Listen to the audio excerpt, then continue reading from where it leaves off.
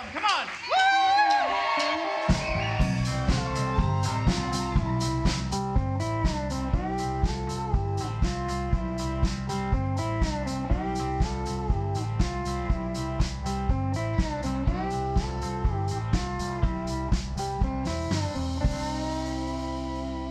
Hello. Hello, everyone. Hello. Can you? How are you all? How is everyone? Yeah. Good? It's an intimate celebration, so you're like, how is everyone? You want to answer individually, which doesn't work in a crowd setting. Start on the back row. I want to first apologize to anyone who hasn't seen us in person before and had a completely different visual thing going on. I know how disturbing that can be, so I'm sorry. Yeah. I'm usually quite jacked in people's minds. Welcome to Your Inner Child is an Idiot. This is the podcast where we look back on things from our childhood and see if they were any good to begin with. My name's DJ. And I am Damon. We've already been introduced. You don't have to clap again. Don't do that. True, don't do it. This is our 200th episode, recorded live in Nashville, Tennessee. Tonight we're talking about The Breakfast Club.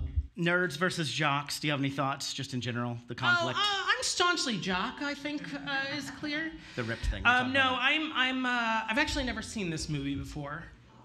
Wow. Oh, okay, let's all calm down. Anybody else never seen it before? Oh, at all? Okay. Thank you. This is my crowd over here. I feel like we're a little young for this movie. Like we're a hair young for this movie. Yeah. It's what, 85? No. Chelsea says no. Not 85.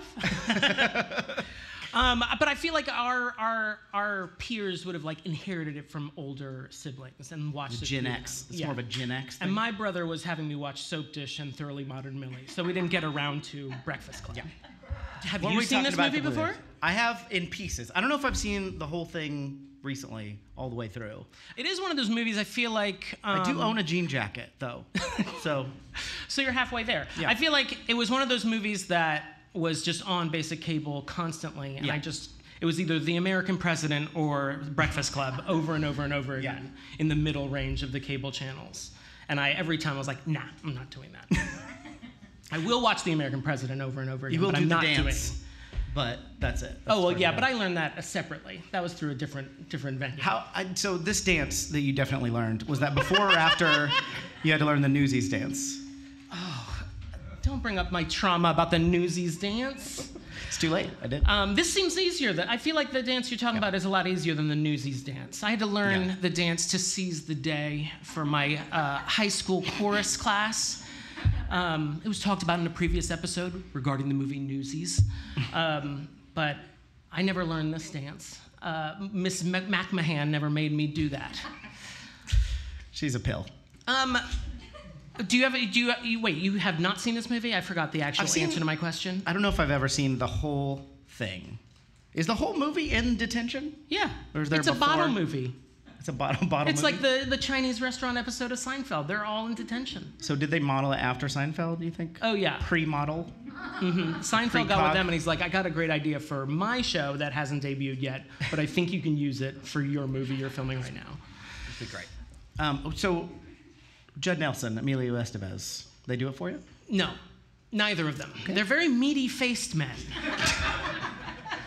And Judd Nelson looks 30 in this movie. Yeah. And we have Ali Sheedy, I think. Mm-hmm. And Molly Ringwald. Yes. And other. Anthony Michael Hall? Yes, that's what I meant. No. No, okay. Right. What about ER Anthony Michael Hall? Wait, what? ER era? Wasn't he in ER? That doesn't sound right. Anthony Edwards. Different guy. Whatever. They share a name. They're probably family.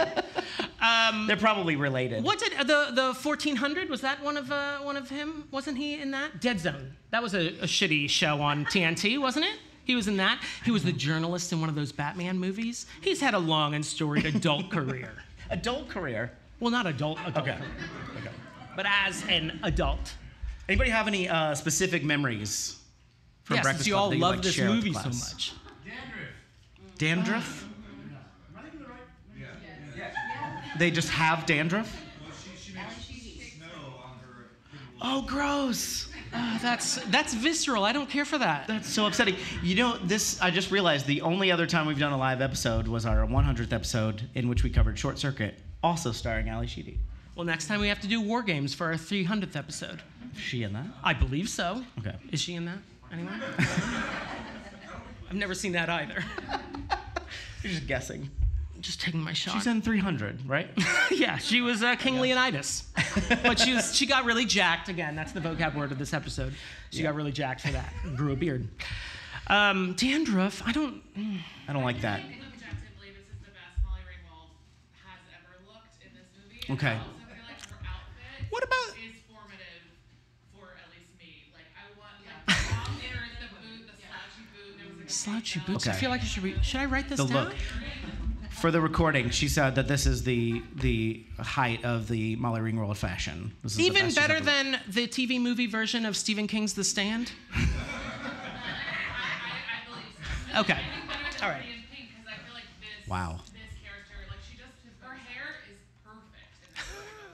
She has got imprinted on you. The full mushroom, right? That's what we're going for. Triangle situation. That happens with her hair in this movie that, like, is not recreatable. It, like, only exists. Okay. That sounds like from experience, like standing in front of the mirror, just like, no, Yeah. why isn't Did this you try to working? master the Molly Ringwald at some point? Have you seen my hair? I mean, yeah, just this once, I think. It looks great, by the way. You're doing great back there. Okay. You have anything else you want to say? No, I'm gearing up for some high school trauma, though. I feel like Yeah. I'm ready for that to trigger me. Do you expect to kind of side with the nerds? No, but I expect I'll have like a BuzzFeed quiz in my head about which one I am. I mean, I was obviously the Molly Ringwald of And my I'm high school. and I'm totally a Charlotte, so Yeah. that's the short Yeah. on that one. All right, well, so we're gonna watch the movie together on this On the screen. That's why we have it out. Thanks for being here, everybody. Thank you.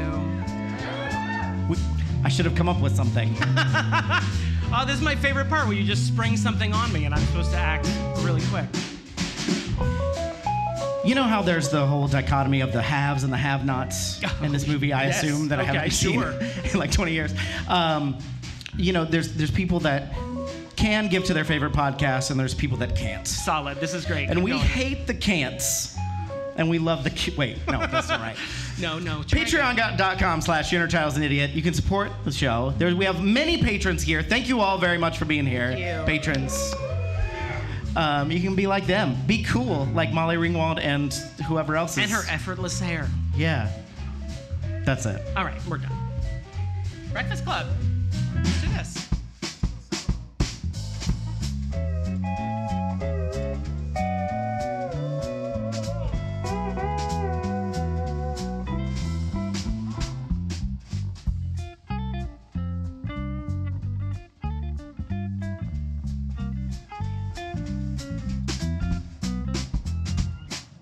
Hello, welcome back to the same seats you were just in. Normally, this is the part of the show where we'd recap the movie, and we're going to have to do a quick recap for the listeners at home. But, Damon, you want to handle that? Oh, yeah, I love recapping things. You're so good at it. That's what I love.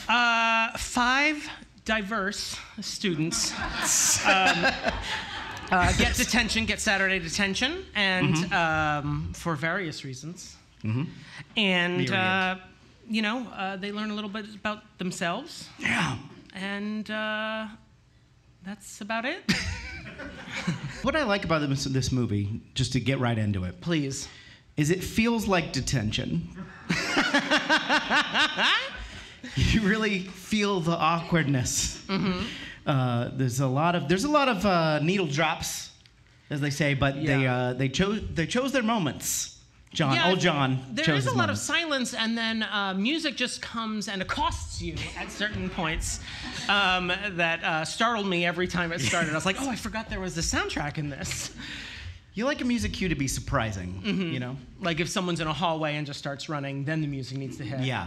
Or if Emilio Estevez is just yelling in the foreign language studies wing of this magnificent library. That's a pretty sweet library, I gotta say. Built by Mussolini. A lot of people don't know that about Shermer High School's library. The fascists do good with libraries. It's a brutalist library. It's gorgeous, and there's a huge art piece. How many of you had huge sculptures in your public library in the middle of it that could... Oh, I'm sorry. Actually, I was just making a joke, and then I realized I was He's from Florida, so... Doesn't count. They really care about their public schools. Thanks, Brett. I feel like going plot point by plot point would be pointless here. I feel like we should go by person. Yes, plot point. And there's part of me that wants to leave him until the end, but I feel like we have to discuss Judd Nelson, star of NBC's Suddenly Susan, first. Because he is ostensibly the main character in that he is constantly talking. And sort of like you, of the I podcast. want to jettison him out of the library with a catapult. I feel like he's supposed to be like this bomb thrower. He's like throwing truth bombs at us, and I just want to murder him. That's you're supposed to kind of align with one or multiple of the characters. I came down being like, this principal wasn't so bad. He's like, these piece of shit kids. I'm like... I was kind of on the janitor's side, but yeah. Yes. Yeah, absolutely. Also, the janitor is the hottest one. Thank you. Okay. Hottest one. I would like to say just right up top, he's my nominee for the Sally Field Single Scene Award because the first scene he's in, I know he's in other scenes later, but first scene he's in where he's just like laying it to the kids. Well, also, I do like that scene where, it's sort of parallel to the confessional scene of the students where he and Vernon have a moment. But can we talk about Judd Nelson? I feel like I've already said I hate him. Was that it? That was your whole character breakdown? He drops a lot of... truth bombs? Is it that you can't handle the truth? Well, first off, I can never handle the truth. Yeah. I'm also very much a Brian. After having watched this, I am Anthony Michael Hall. I love rules. I love answering questions when I'm asked. I hate shop class. I hate shop class. I wouldn't make it that ceramic elephant. It would not work if I had made it. And the fact that Judd Nelson just is laying into everyone unprompted for no reason just makes me supremely uncomfortable. Yeah. As a Brian, deep down. Did you like him? I feel like the movie wants me to like Judd Nelson, and then I don't know. Actually, I feel when I was dragged along at looking at Molly Ringwald's panties for a moment, and I was like, don't drag me into this movie. Yeah. If Judd Nelson is going to do it, that's on him, but the movie brought me into this moment where I was supposed to be engaging, and I was like, this is all your choice, movie. Neither you nor Claire chose that moment. Correct. And he just seems like a slime ball. Yeah. Yeah, but I feel like the movie wants me to think he's cool. But what about all those maudlin monologues? Oh my God. The Brian scene, the Brian family scene, where he's acting out Brian's family, and it just feels like regional theater.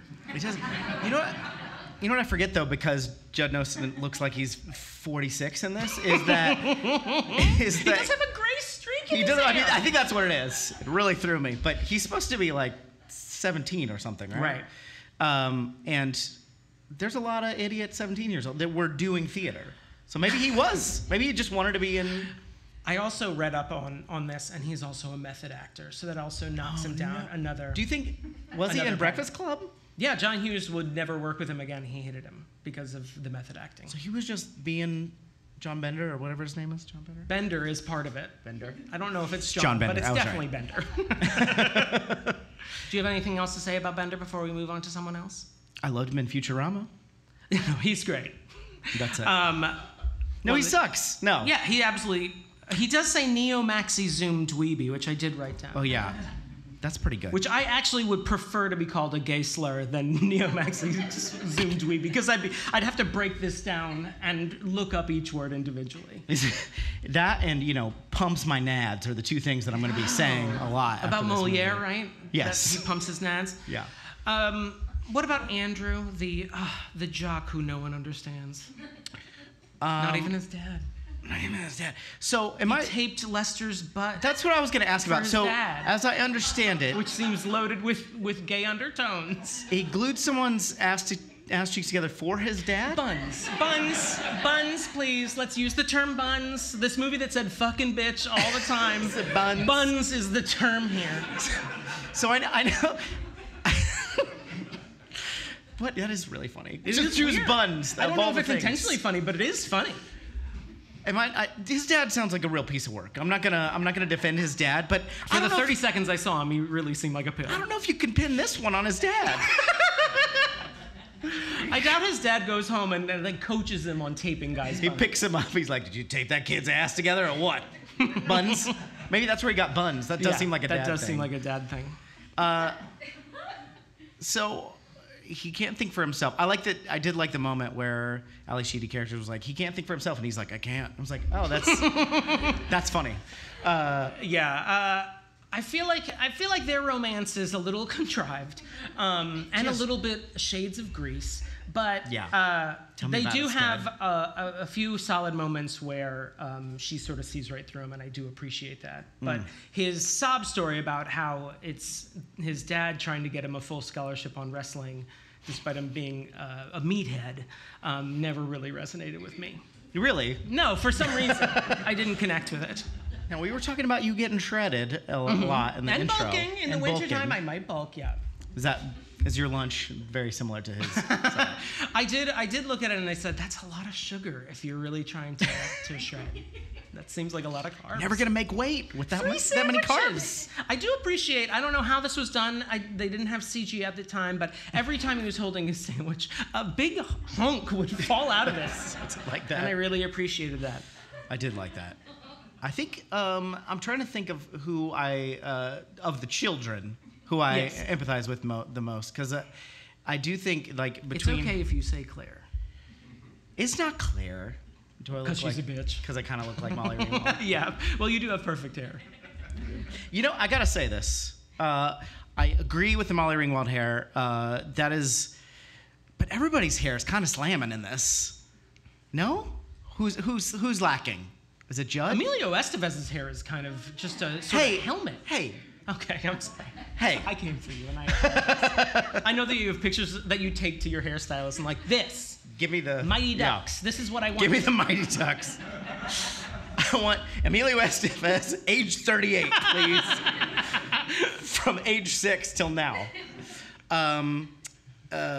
Should we move on to who else we got left? Well, we've only covered 2/5 Ali Sheedy. Ali Sheedy. Allison Reynolds. Oh, thank you for getting her name, because I never actually. I had to write those down because I was like, I'm never. Gonna she is my favorite, and she would be my nominee for the Catherine O'Hara Memorial MVP. Would she? Winner. Okay. She is fantastic in this, and I feel like of the 5, I think all 5 actually performances are really good. As much as I hate Judd Nelson as a person, his character as a person, not Judd Nelson as a person. Seems like he's been through a lot. He has. But Ali Sheedy, I feel like, broke out of the trope mold and became, like, I feel like, close to a 3-dimensional character. I found her very charming. I didn't like that they tried to Sandra D her at the end. Yeah. But everything the else romance before didn't that, make a lot of sense even to me. the dandruff, I will allow. No, absolutely not. I mean, it's disgusting. But the Captain Crunch sandwich? I did like the crunch sandwich. That was pretty funny. I have to retract my for Ali Sheedy because of the dandruff and also playing Heart and Soul with her feet. No, absolutely not. I got confused during that because everyone started naming things they could do, and initially was talking about things you could do with your feet.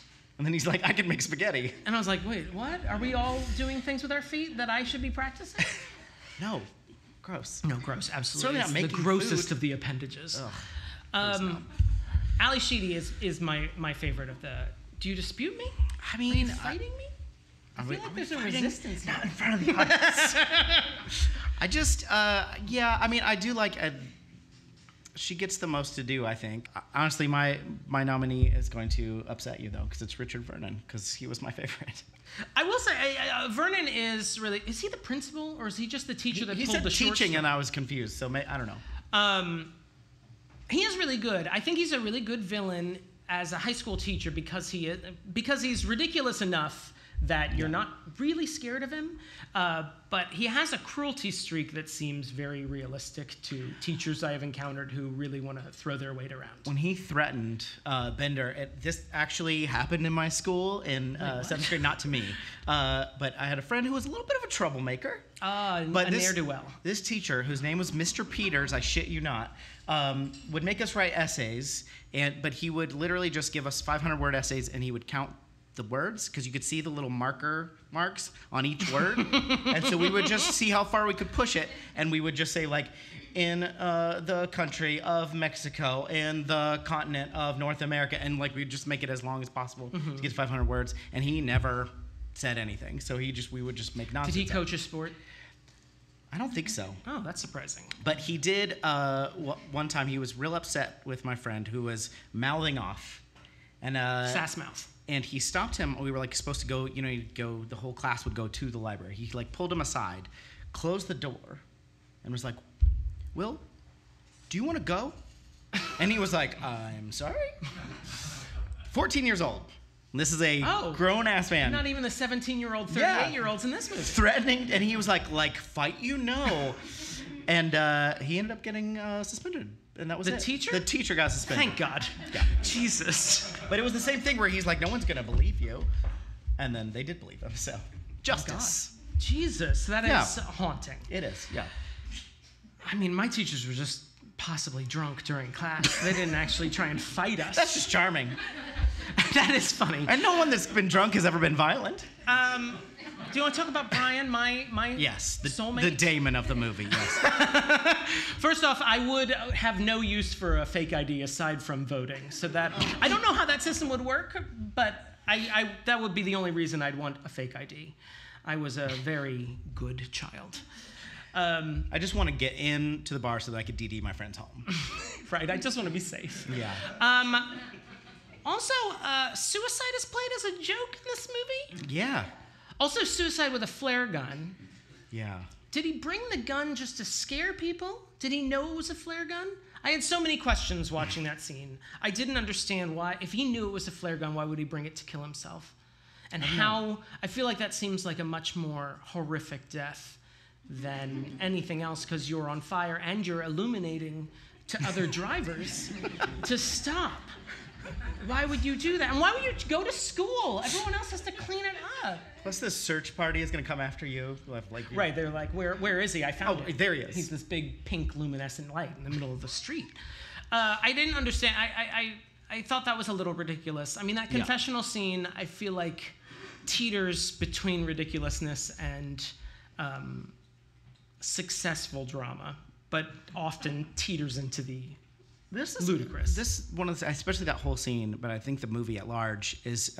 It seems like this movie took place before editing existed. It was like, this doesn't have to be like this, everyone. Well, John Hughes claimed that he had a 2.5-hour edit of this movie. Oh, release the Hughes cut. No, please God, no. Start the revolution. Oh God. But yes, I would agree with you that aside from the confessional scenes and a few other plot-bearing scenes, it does seem like you could shuffle a lot of this around and it wouldn't make any difference. Yeah. Mostly because when Ali Sheedy throws that olive loaf slice up on the statue, it was my Chekhov's olive loaf slice. I was waiting for it to play into the plot. I was like, where is it? And it fell. You could hear it fall. And then later someone's walking around. I was waiting for Judd Nelson to slip on it. Nothing. No. You wanted to make sure interchangeable parts. You could put this anywhere. It's the Lego or the IKEA of movies. But yeah, it doesn't feel like it progresses a lot. It feels like almost the confessional scene is the only reason that not the only reason this movie exists, but I think it purposefully is the centerpiece of this movie. And I think I kind of side with Claire, if we want to get into her, that she is right, that they will not be friends after this. As I was watching, my little kind of a nerd dick about inside, it. You could just lie. Why? Like it's a good lie. She wanted to be honest. Why? Always a great To question. be cruel. I guess. That's like people are like, no, I'm dead honest. You're like, you just like to be mean. Like Judd Nelson. Like Judd Nelson. And everyone. I don't know. I didn't take her honesty as mean. I think she was being factual about the fact that if Brian came up to her, I think she is well aware of the politics of high school, and she's not gonna pretend to be his friend for the next 2 years or whatever. And the kind of people that are her clique are probably, she's right about that. They're not going Right. to be accepting. She'll be ostracized if she's all of a sudden a friend with Brian Johnson, a future lead singer for AC/DC. I Another thing I like about this movie is that I feel like no one is like Vernon. She is not played as a bitch or anything, despite how many times Judd Nelson calls her that. Classic negging technique. It worked. Yeah. I feel like she has a lot more nuance than a popular princess type would in a typical high school movie. I think that's what they were going for. All right, moving on to the next person. But the hair. The hair is great, and I do appreciate that you brought possibly room temperature sushi to eat. Her little bento box. Her little bento, and she had the wooden tray and everything. But that has been sitting there for a while. Yeah, is it in her locker? 4 hours? There's Then no again, I ate a refrigerator lot access. of Lunchables, and that meant eating room temperature ham. Yeah, but that on is a stale cracker. It's been- made to be like that. Yeah, that's been processed. Oscar beyond Mayer's all like, put record. more salt in it just to keep it shelf staple. Who do we have left? Well, we talked about the principal already, right? We've talked about Hot Carl. Don't call Hot Carl.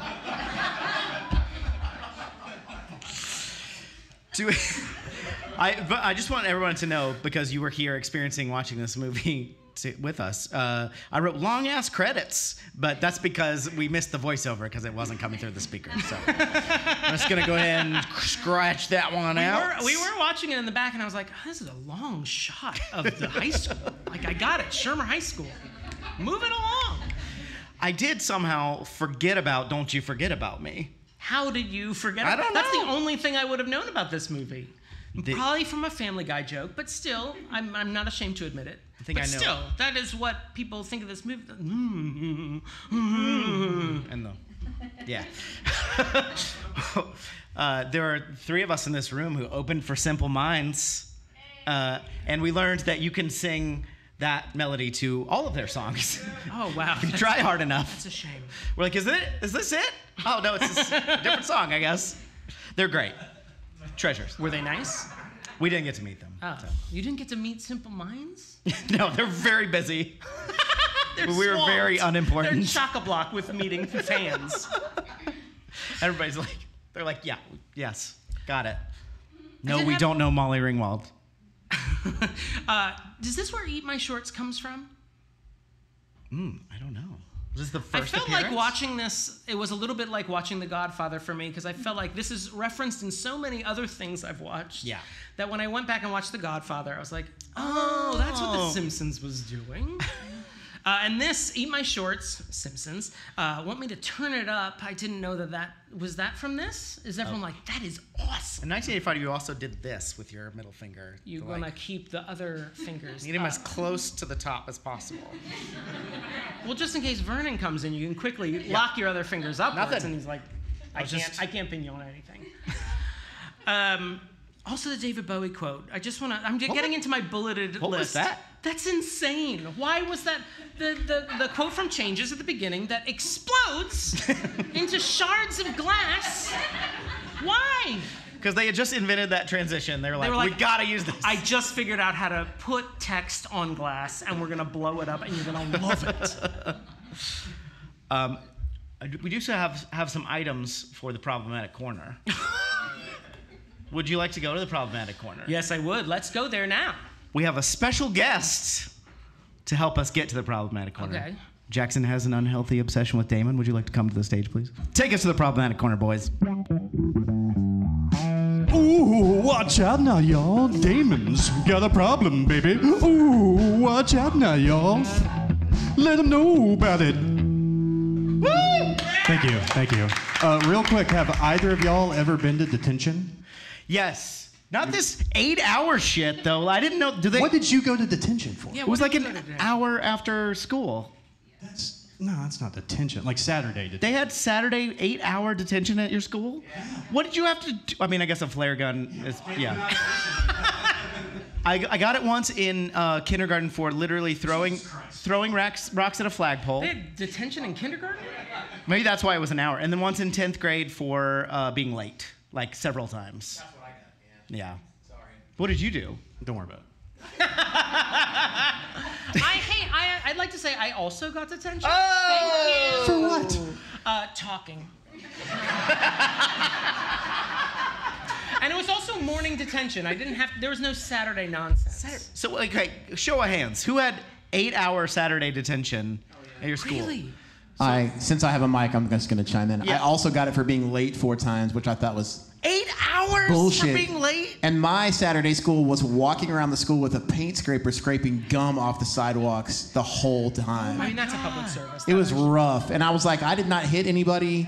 I was just late. How and my late? parents How drove me late? to school.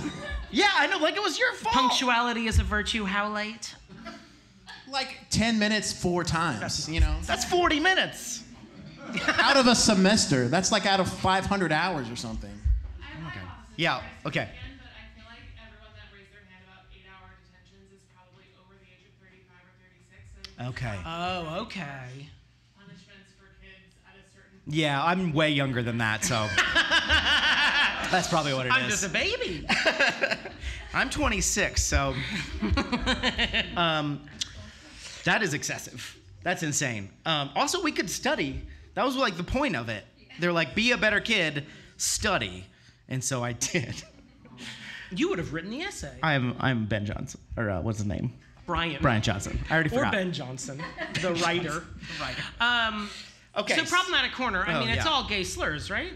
I mean, a lot of it. Panties, a 16-year-old girl's crotch that was visible for everyone, and Judd Nelson. Yeah, they also, he threatens to close the door and they all get the prom queen impregnated at the beginning. Really just setting you up to like this character immediately. He's a real charm bomb exploding at me. There is a zero tolerance here at Third Coast Comedy Club, so I won't use the word in question.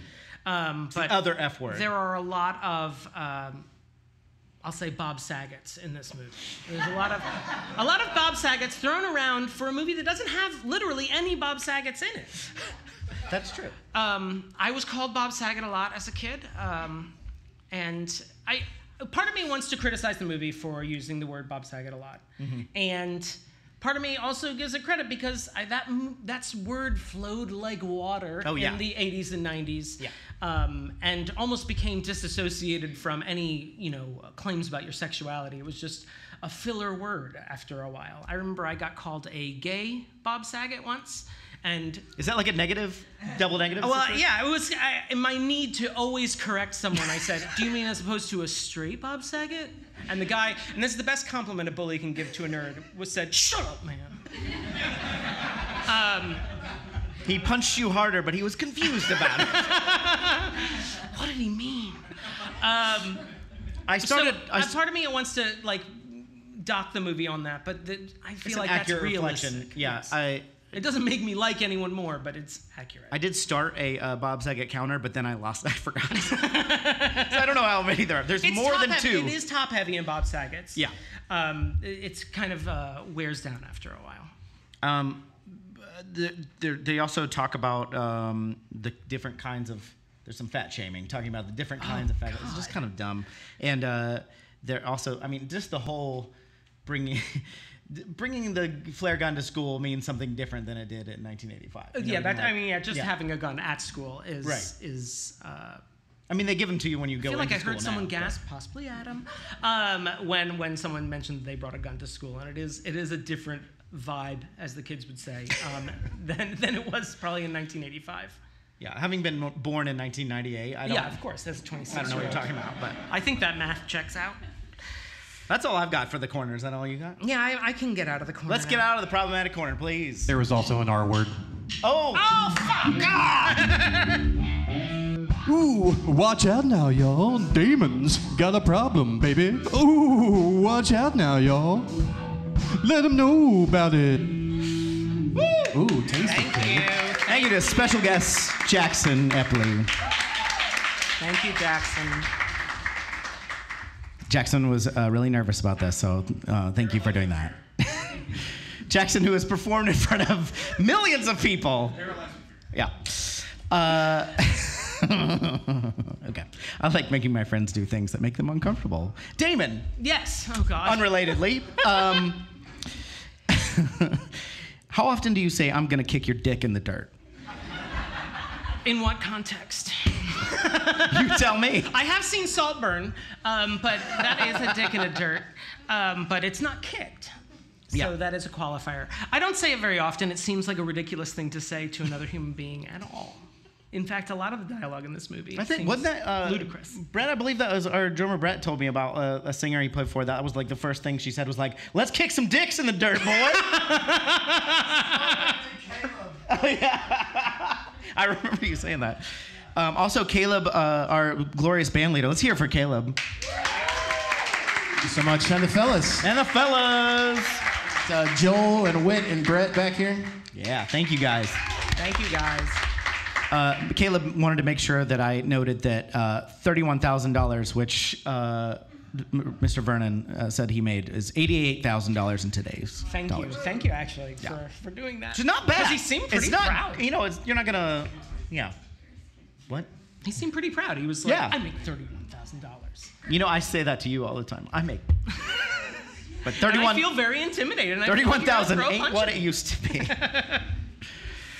I mean, The dance scene that is like one of the things I would think of when I think of this movie makes so much more sense. I think on cable, maybe the weed smoking gets cut because I don't think I understood that context. I'm like, oh, okay, they're all high. This makes a lot more sense. oh, yeah. I mean, in 90s cable, yeah, they would cut that out immediately. Yeah, so they were just dancing. They would just be smiling at each boredom. other and you'd be like, what happened? Yeah. They really charmed each other real quick I just went. by moving to a different part of the library. It's fun over there. Why is the foreign language section full of smoke? It doesn't make any sense. I just want to know, Whit, our wonderful steel player, noted that when he's running around and doing the fist pumping dance and breaking the glass with his operatic Punches the voice, American flag, which I will not stand for. he said, "Is there PCP in his weed?" It does feel, everything else felt fine, but when Emilio smoked weed, it felt like what my mom thinks happens when you smoke weed. You scream so loudly you can break glass, and you just run around punching and start removing clothes like you're on Molly. It was insane. This is the reefer madness model. You know, 85 weed, was usually, cut with other things, yeah. It was a lot stronger than today's weed. Yeah, I know this. It's the thing I know. We hang out in opium dens. Can we talk about Ali Sheedy? This probably could have been in the problematic corner. Ali Sheedy's makeover, I've referenced it twice, but it still upsetting. pisses me off. Okay, why? Because first off, she looks awesome beforehand. Yeah. And then she's sort of turned into Anna Paquin just suddenly at the end. And it really bothers me. She's just sort of a generic-looking girl at the end. Okay. And then Amelia's like, yeah.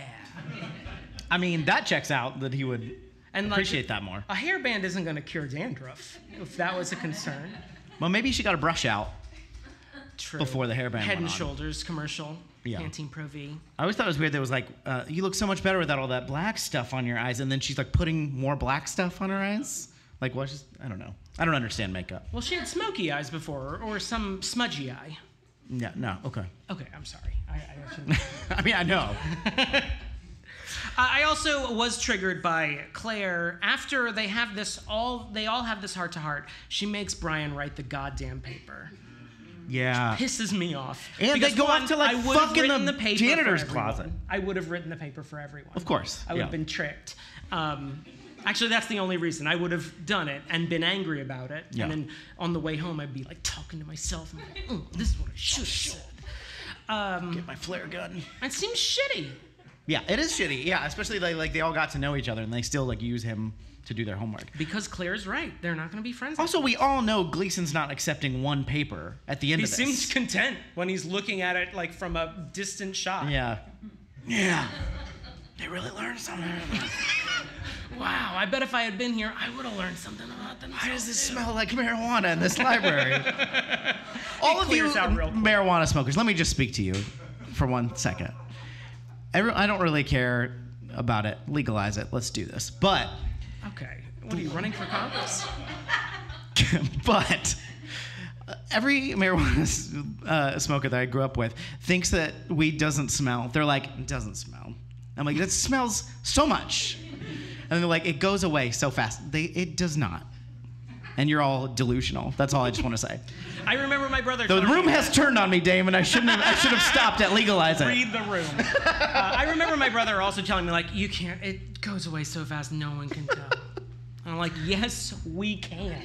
It's a very, like, 17-year-old thing to think that people have carried into adulthood. They're like, it's like beer before liquor and weed smoke just disappears suddenly. You can't even tell.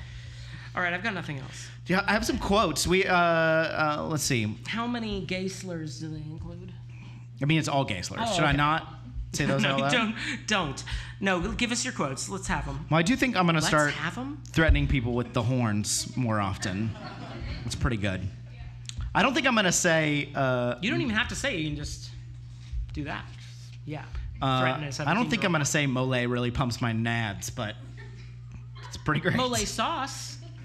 Bernays really pumps my nads.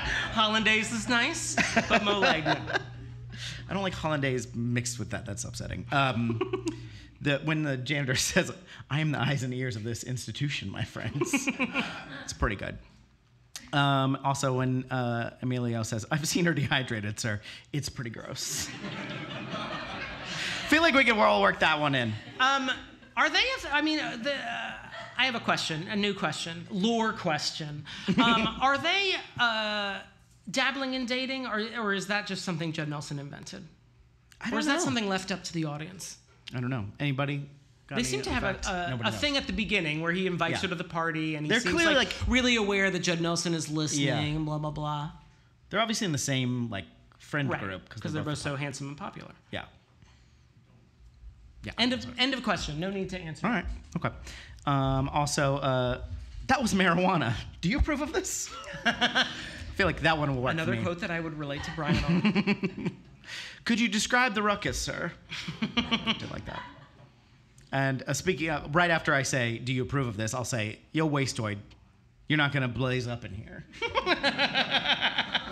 Also seems like something I'm a fun guy to have at parties. That's all I've got. Anybody else have anything they want to say? Please, in the back. I think the reason he accepted just one paper was because he was wasted. Oh, because he had been drinking with Carl, the hot janitor. That's excellent. Excellent theory. He also doesn't want to be there, I feel like is also the undercurrent of this. I'm not sure how much he cared about the actual paper, now that I think about it. No, it's just something to give them. 1,000 words. Did you count them? On Mr. one Peter sheet style? of paper? I don't know why I'm holding it like I'm the mayor of Munchkin City, but on one sheet of paper. Are you ready to Are go to the let's verdict? go to the verdict. We're ready to go to the verdict. I know you guys already said it, but I can't believe that kid got 1 day of detention for bringing a gun to school. The 80s were wild, Just man. another day at Shermer High School. That went off. It's not like you just had it. No, it went off. Well, his parents knew he was suicidal, and they're like, yeah, just send him to detention. It's fine. He'll be that fine should in there. fix him. He's got He'll company. probably meet other peers that he'll relate to and have, a Maybe he- confessional moment with. Maybe he knew about the weed. Just chill out. All right, let's go to the verdict, y'all.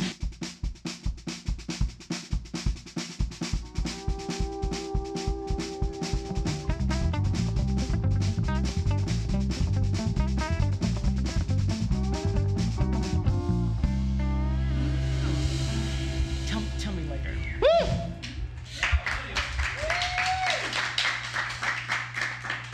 Damon, what is your verdict? I don't know why I always fall for that. I'm very torn, Natalie Imbruglia style, on this movie.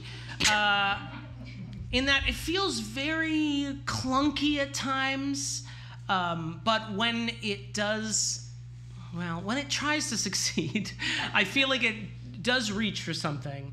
Those confessional scenes with Vernon and Carl really got me this time. When it does reach for something, it tries. Don't examine it. Okay. I feel like that confessional scene has hits and misses.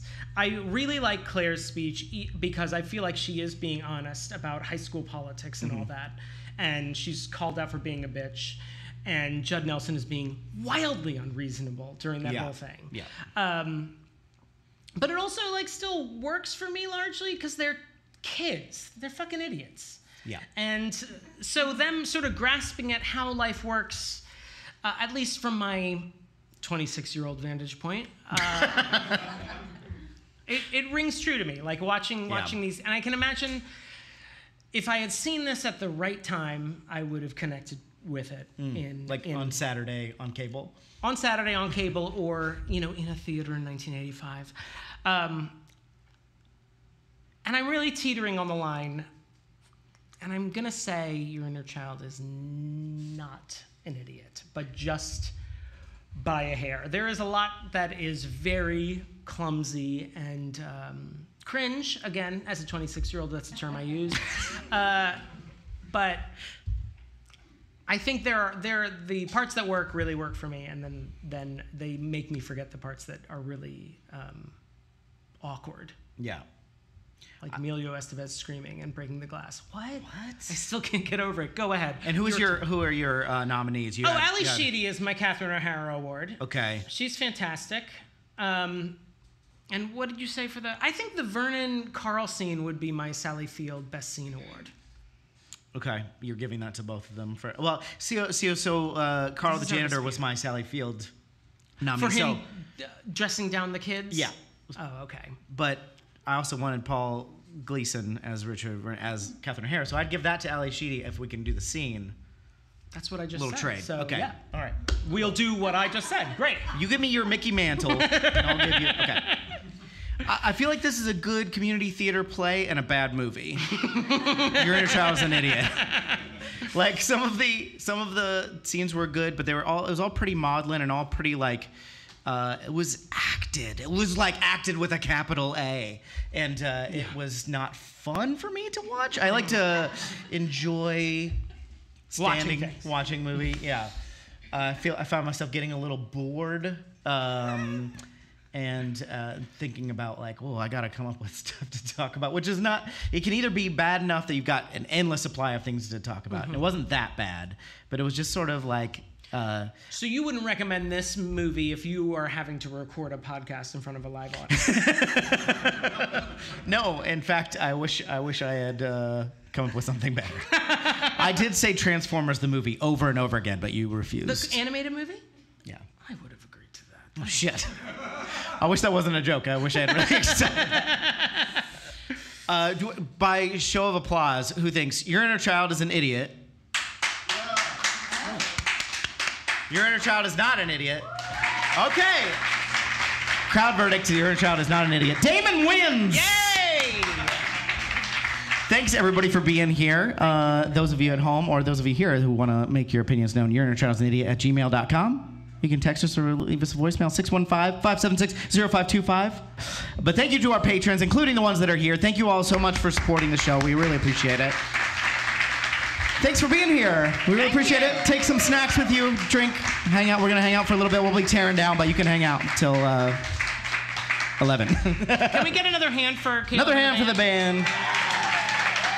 Thank you to Third Coast Comedy. Thanks to Mike up there for helping us with the movie. Thank you. Sean. Thanks, y'all.